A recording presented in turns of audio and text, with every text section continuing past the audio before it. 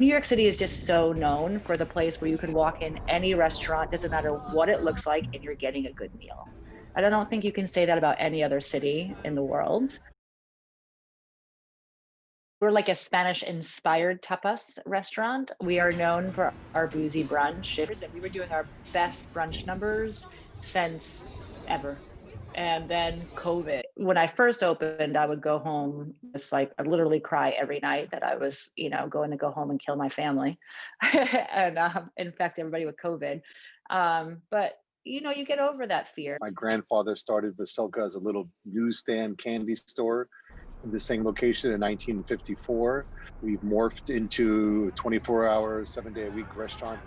We're still a mom and pop type place. If you ask my staff, I treat everybody with like family. Things were looking up really well, looking very well for Vasilka at the end of 2019.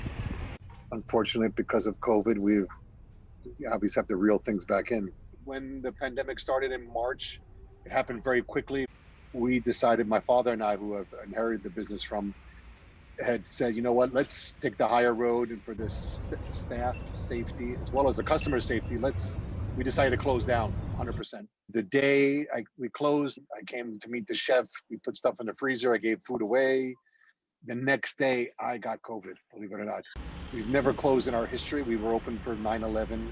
We were open for Superstorm Sandy, where we lost power below 14th Street for a week, but we still managed to open up and serve cold sandwiches and do the best with what we can. So as soon as we opened, we had like 2 weeks of full orders, maxed out every day.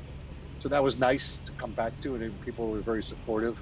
Emmy Squared is a Detroit style pizza restaurant. Right as COVID hit, this was supposed to be a really big year for us nationally. Um, so that's been interesting. But before that, we were on track for growth. More than 50% of the restaurants have closed in New York City. More than 80% of restaurants have not paid their rent. I mean, it's insane to think how the restaurant industry is going to survive after all this, especially if there's no stimulus, and if we get into a second wave, it's going to be bad. We were really crippled and panicked like everybody else. One of our restaurants did, in fact, shutter. Took advantage of de Blasio's open street initiative and put tables in the streets and built a barricade with plants and try to make it look homey. I had an existing 13 table outdoor cafe through the Open Streets Initiative, dictated by de Blasio. We have 80 feet of street seating. It's an extra 10 tables that we put out there. I am going to put a roof in and close it and put heaters. When I decided to do it about a week ago, the contractors that interviewed were all backed up. First of all, the supplies, the plywood and the necessary roofing are not in stock in New York City anywhere, because everybody and anybody is building something. So we have some street seating. We were lucky enough also to get our street closed.